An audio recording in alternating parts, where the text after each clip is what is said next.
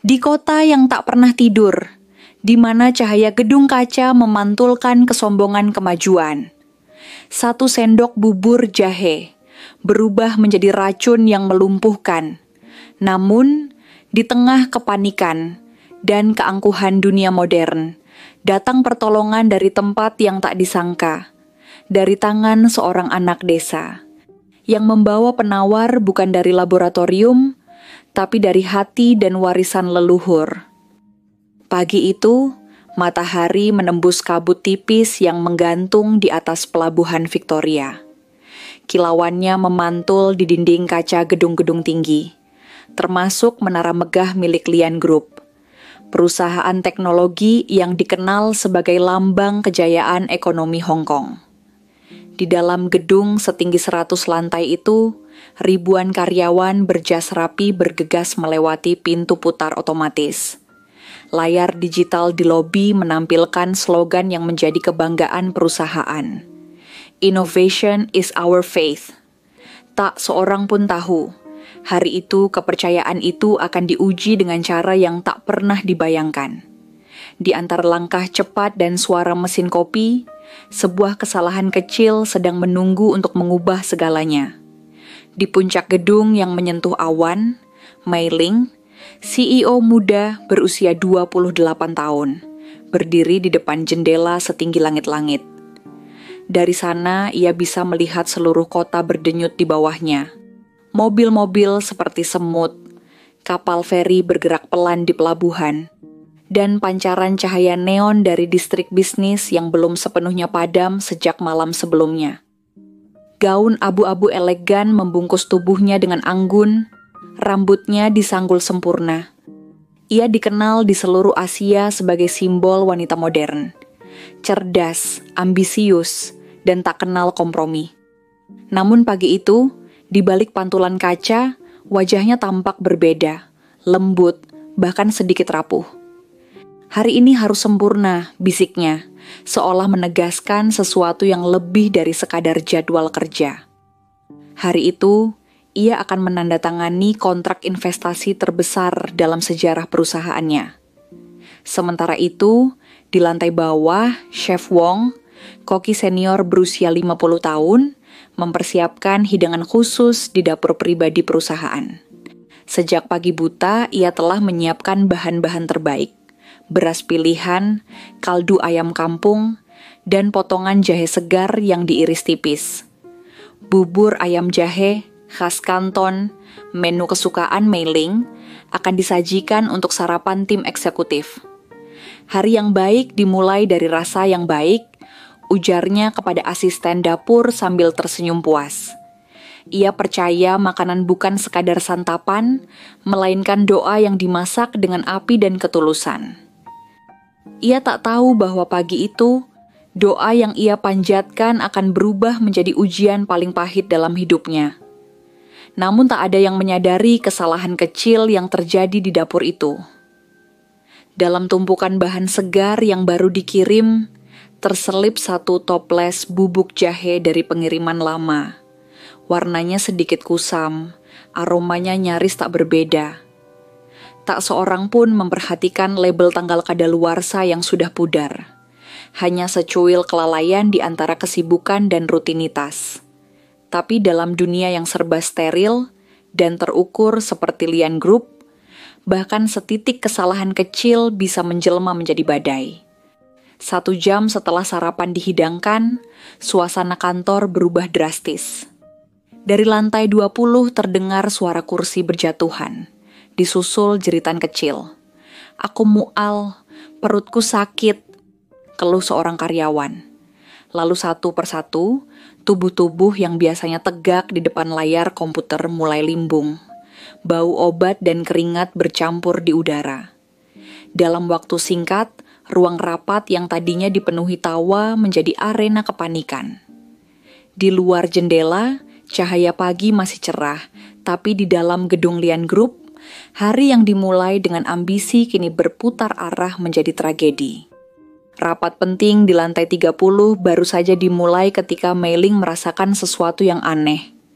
Suara-suara di sekelilingnya terdengar jauh, seperti datang dari dasar sumur. Ia berusaha fokus pada presentasi yang menampilkan grafik keuntungan perusahaan, namun huruf-huruf di layar mulai menari di matanya.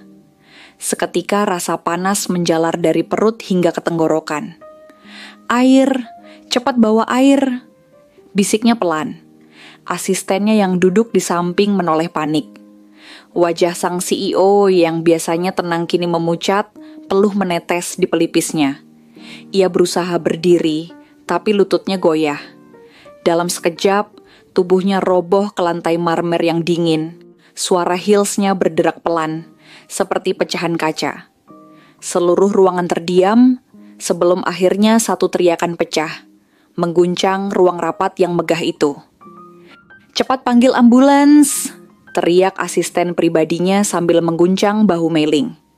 Telepon-telepon kantor berdering tanpa henti, suara langkah tergesa memenuhi koridor. Dari luar, sirene mulai terdengar meraung, memantul di dinding kaca gedung.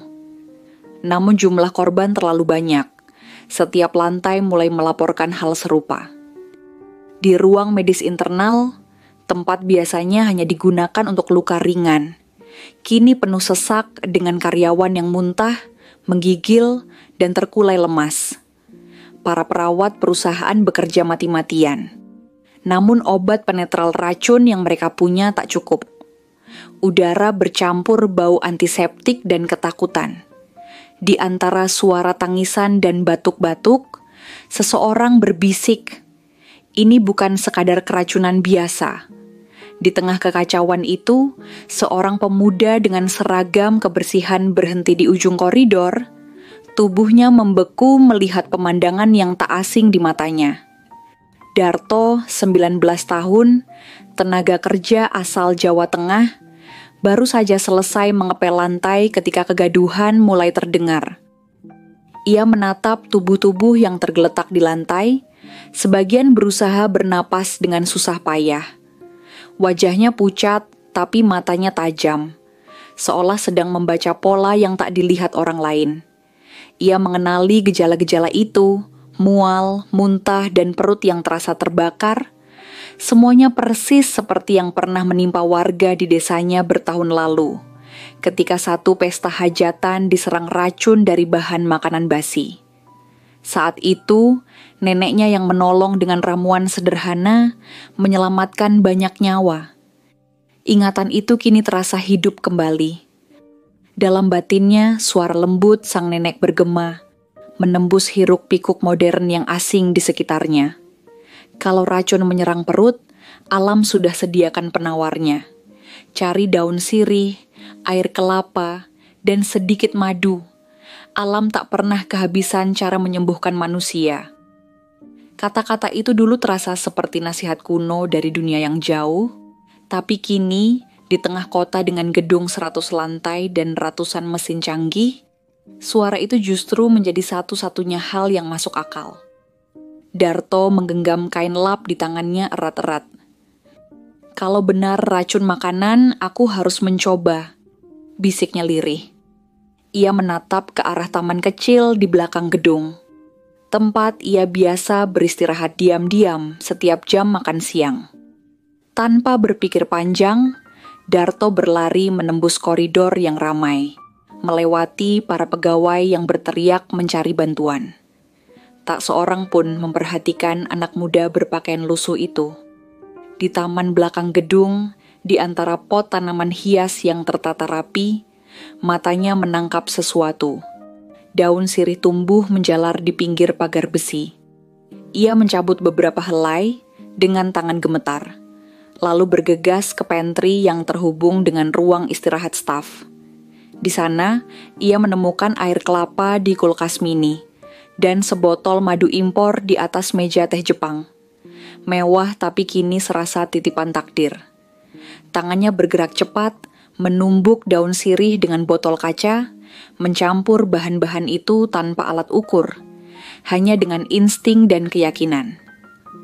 Aroma segar daun yang ditumbuk berpadu dengan manis madu dan sejuk air kelapa, ramuan yang lahir dari dua dunia. Satu modern, satu tradisional. Dan di antara itu berdiri seorang anak Jawa yang hatinya berdegup, membawa doa dan kenangan tentang tanah tempat ia berasal. Ketika Darto mulai menyiapkan ramuan itu di pantry kecil, beberapa staf medis memperhatikan dengan pandangan curiga. Seorang perawat muda yang kelelahan menghentikan langkahnya. "Anak itu ngapain? Ini bukan waktunya main jamu," serunya dengan nada tajam. Darto menoleh pelan. Wajahnya serius tapi lembut, seperti seseorang yang sedang berbicara dengan keyakinan, bukan dengan keberanian. "Izinkan saya mencoba, Tuan," katanya kepada dokter yang berdiri tak jauh darinya. "Kalau tidak berhasil, saya berhenti hari ini juga." Ada sesuatu dalam suaranya. Bukan kesombongan, bukan pula keputusasaan. Suara itu terdengar jujur, nyaris spiritual. Seolah di tengah kepanikan dan suara mesin medis yang berdentang. Kata-katanya membawa napas baru. Ruangan yang tadi riuh mendadak hening. Mereka saling pandang, dan tanpa kata, sang dokter akhirnya mengangguk pelan. "Lakukan tapi cepat," ucapnya, separuh karena tak ada pilihan lain, separuh karena tatapan pemuda itu membuatnya percaya. Darto menunduk, menumbuk daun sirih dengan botol kaca hingga halus, lalu menuangkan air kelapa dan madu sedikit demi sedikit. Cairan berwarna hijau muda itu beraroma segar, alami, berbeda dari cairan kimia yang biasa memenuhi ruang medis. Tangan Darto bergetar saat menuangkannya ke gelas kertas. Ia berlutut di samping seorang karyawan perempuan yang masih sadar setengah. "Minum sedikit saja, Bu," katanya lembut. "Ini bisa bantu." Perempuan itu menatap ragu, tapi mata Darto yang teduh dan tulus membuatnya percaya. Dengan sisa tenaga, ia meneguk ramuan itu perlahan, sementara semua orang di ruangan menahan napas, memandangi setiap detiknya seperti menonton mukjizat dalam proses. Waktu berjalan lambat, 5 menit terasa seperti 5 jam. Darto menatap perempuan itu tanpa berkedip, sementara para staf medis bersiap dengan alat bantu, kalau usahanya gagal. Tapi perlahan, perubahan mulai terlihat. Wajah yang tadi pucat mulai berangsur memerah. Nafasnya stabil dan matanya terbuka lebih lebar. "Perutku sudah lebih baik," katanya dengan suara lemah tapi jelas. Ruangan yang hening tiba-tiba meledak dengan sorak kecil dan air mata lega. Sang dokter menatap Darto tak percaya, lalu memerintahkan, "Buat lebih banyak, cepat." Darto langsung bergerak. Tangannya kini mantap, gerakannya cepat seperti penari yang hafal setiap langkahnya. Ia menyiapkan ramuan itu dalam jumlah besar, menggunakan wadah-wadah plastik dari pantry. Para staf medis membantunya tanpa banyak tanya. Mereka tak lagi melihatnya sebagai petugas kebersihan, tapi sebagai penyelamat yang dikirim entah dari mana. Beberapa karyawan yang masih bisa berdiri ikut membantu, menyalurkan ramuan itu ke lantai lain. Suasana yang tadinya penuh kepanikan kini berganti dengan harapan. Di ruang rapat, Mei Ling yang masih tak sadarkan diri diberi ramuan itu perlahan melalui sendok kecil. Setiap tetes terasa seperti doa. Darto memperhatikannya dari jauh. Dadanya berdebar. Ia tak tahu siapa wanita itu bagi dunia, tapi baginya, setiap nyawa sama berharganya. Ia hanya ingin menepati pesan neneknya. Alam menolong lewat tangan orang yang mau percaya. Beberapa menit berlalu. Lalu, keajaiban itu terjadi. Mei Ling mengerjap perlahan, napasnya mulai teratur. Kulitnya yang pucat kembali berwarna. Ia membuka mata, menatap langit-langit putih di atasnya dengan kebingungan. "Apa yang terjadi? Siapa yang menolongku?" Suaranya parau, namun penuh rasa ingin tahu. Seorang perawat menjawab dengan nada lembut, seperti sedang bercerita tentang legenda yang baru lahir. "Seorang anak kebersihan, Nona." Namanya Darto Mei Ling terdiam. Ia menatap langit-langit itu lama, seolah mencoba memahami bagaimana dunia yang penuh sains dan mesin bisa diselamatkan oleh ramuan dari daun dan madu. Di matanya mengalir air bening, bukan air mata penderitaan, tapi kekaguman pada sesuatu yang selama ini ia anggap tak mungkin. Keajaiban dari kesederhanaan. Keesokan harinya, dunia digemparkan oleh berita yang menyebar secepat cahaya. Layar televisi, portal berita daring, hingga papan LED di jalan-jalan menampilkan satu judul yang sama. TKI asal Jawa selamatkan ratusan karyawan dan CEO Lian Group dari keracunan massal. Foto Darto dengan seragam kebersihan berwarna abu-abu terpampang di mana-mana.